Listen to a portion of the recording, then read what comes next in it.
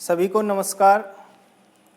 छठा आम चुनाव 1977 पर हम चर्चा करेंगे और भारतीय इतिहास में छठा आम चुनाव 1977 बहुत ही महत्वपूर्ण स्थान रखता है, क्योंकि छठा आम चुनाव वो चुनाव था जो आपातकाल के बाद करवाया गया था। इसमें भारतीय जो है राजनीति में बहुत ज़्यादा उथल पुथल हुई और पहली बार जो है सेंटर में गैर कांग्रेसी सरकार आई। उसी पर हम चर्चा करेंगे। तो विषय है हमारा टॉपिक जो है छठा आम चुनाव 1977। जनवरी 1977 में सरकार ने जो है उस समय आपातकाल के बाद चुनाव कराने का फैसला किया था। हालांकि जो है चुनाव मार्च 1977 में हुए और उसके बाद में विपक्षी पार्टियों ने उनको, हालांकि सभी ने मिलकर एक दल बनाया था और उस दल का नाम जनता पार्टी रखा गया था, लेकिन उनको चुनाव के लिए समय कम मिला था। और जनता पार्टी का नेतृत्व उस समय जयप्रकाश नारायण ने किया, जो उस समय काफ़ी लोकप्रिय थे और उन्होंने संपूर्ण क्रांति और संसद मार्च का नेतृत्व किया था। जगजीवन राम जो है उनकी पार्टी कांग्रेस फॉर डेमोक्रेसी का भी जनता पार्टी में विलय किया गया।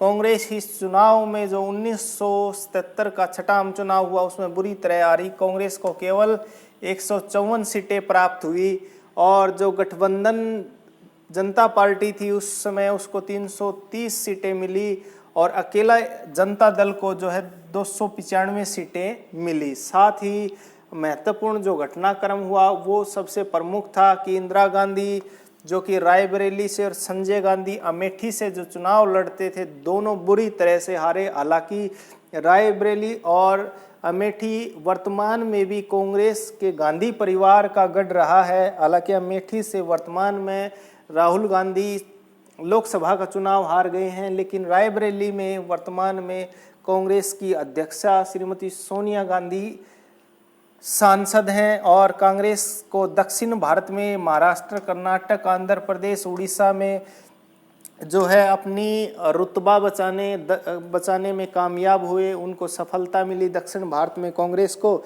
लेकिन मध्य, उत्तर और जो है पूर्वोत्तर राज्यों में कांग्रेस का ज़्यादातर सीटों से सुपड़ा साफ हो गया।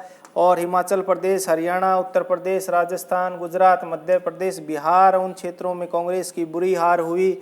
और उस समय पहली बार जो इस चुनाव के परिणाम आए उनसे ये लगा कि भारतीय जनता पार्टी जो है लोकतंत्र में जो है गहरी आस्था रखते हैं, लोकतंत्र की ही विजय होती है।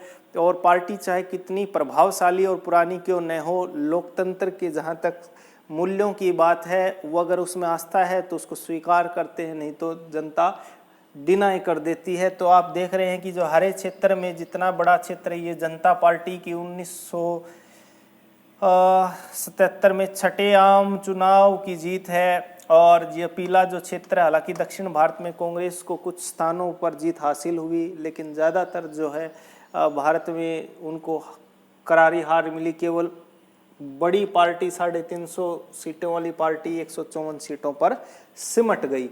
अब बात करते हैं छठे आम चुनाव 1977 के बाद जो जनता पार्टी बनी थी उस जनता पार्टी पर। और 1977 का चुनाव इंदिरा गांधी, संजय गांधी, कांग्रेस के बड़े नेता सभी हार गए थे। केवल 154 सीटें प्राप्त हुई। जनता गठबंधन को जो है 330 सीटें, 295 अकेले उनको मिली। साथ इसके बाद जो है गठबंधन में एक महत्वपूर्ण समस्या सामने आई, वो आई प्रधानमंत्री पद के लिए।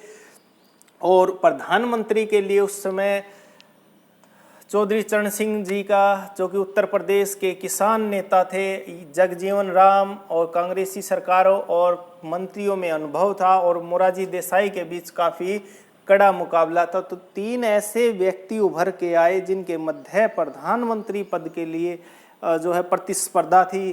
पहले थे जो है चौधरी चरण सिंह, और दूसरे थे जगजीवन राम और तीसरे थे मोरारजी देसाई। तो तीनों के मध्य कड़ा मुकाबला था। हालांकि उस समय जो प्रधानमंत्री के पद के लिए भी सुनाई दे रहा था कि जयप्रकाश नारायण का भी नाम आ रहा है, लेकिन उन्होंने खुद प्रधानमंत्री पद से अपने स्वयं को दूर रखा और उसके बाद शुरू हुई मोरारजी देसाई को जो है आखिरकार प्रधानमंत्री के पद के लिए चुना गया। और ये प्रधानमंत्री का जो पद प्राप्त करने का उनका सपना जो 1964 से लेकर के चला रहा था, आखिरकार 13 साल बाद 1977 में पूरा हुआ और वो देश के प्रथम गैर कांग्रेसी सरकार के प्रधानमंत्री बने।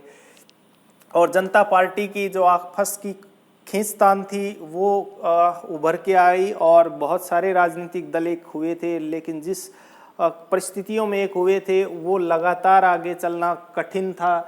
और ये देसाई जी की जो सरकार केवल 18 महीने ही चल पाई और उन्होंने बहुमत खो दिया। आखिरकार 24 मार्च 1977 से लेकर के जो है 28 जुलाई 1979 तक ही वो जो है प्रधानमंत्री पद पे रहे। और उसके आलोचक मानते हैं कि एनालिसिस करते हैं तब कि जनता पार्टी सरकार एक दिशाहीन पार्टी थी, एक ऐसा नेता की कमी थी जो एक नेतृत्व जो उनका कर सके। और इसके बाद जो है चौधरी चरण सिंह को प्रधानमंत्री बनाया गया और वो भी केवल 4 महीने से अधिक नहीं प्रधानमंत्री पद पे रह पाए। हालांकि उनको प्रधानमंत्री के लिए कांग्रेस ने समर्थन दिया था, लेकिन बाद में कांग्रेस के समर्थन लेने के बाद वो अल्पमत में सरकार आ गई और चौधरी चरण सिंह केवल 28 जुलाई 1979 से 14 जनवरी 1980 तक ही देश के प्रधानमंत्री रहे। और आखिरकार जब मध्यावर्ती चुनाव की जब बात आई तो 7वां आम चुनाव 1980 में कराया गया और मंडल आयोग की इससे पहले जनता पार्टी में स्थापना की गई थी 1978 में। और मंडल आयोग पर हम अलग से चर्चा पहले कर चुके हैं। और इसके साथ साथ जो है जो मंडल आयोग ने हालांकि जो काम सौंपा गया था कि ओबीसी का देश में सामाजिक और आर्थिक जो कंडीशन है उसकी जांच करने के लिए, और मंडल आयोग की बीपी मंडल इसके अध्यक्ष थे। बीपी मंडल, बिंदेश्वरी प्रसाद मंडल इसके अध्यक्ष थे और उन्होंने ये रिपोर्ट जो है 1980 में सरकार के समक्ष रखी। उस समय 1980 में चौधरी चरण सिंह की सरकार थी। हालांकि बाद में कांग्रेस के द्वारा समर्थन लेने के बाद सरकार अल्पमत में आ गई और मामला आगे बढ़ा नहीं। और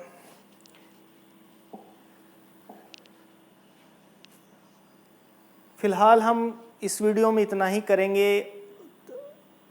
छठा जो आम चुनाव 1977 और उसके बाद जनता पार्टी का ये हमारा टॉपिक था, उस पर ही चर्चा करें। जय हिंद, जय भारत।